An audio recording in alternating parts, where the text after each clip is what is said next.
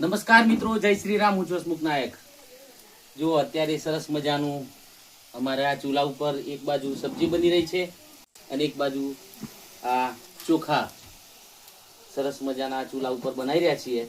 એટલે અમારે જે ગામડાની અંદર ગામડાના જીવનની અંદર કોઈ પણ પ્રકારનું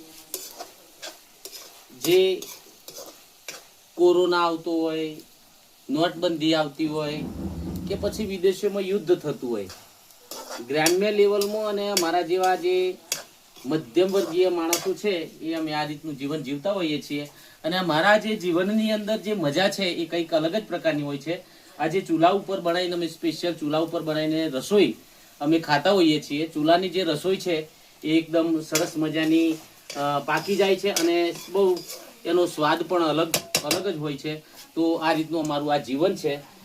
તમે કેટલા મિત્રોએ ચૂલાની રસોઈ ખાધી છે અને કેટલા મિત્રોને ઘેર ચૂલા ઉપર રસોઈ બને છે એ અવશ્ય જણાવજો. આ એક ગામડાનું સરસ મજાનું અમારું જે જીવન છે એની કંઈક વાત જ અલગ હોય છે.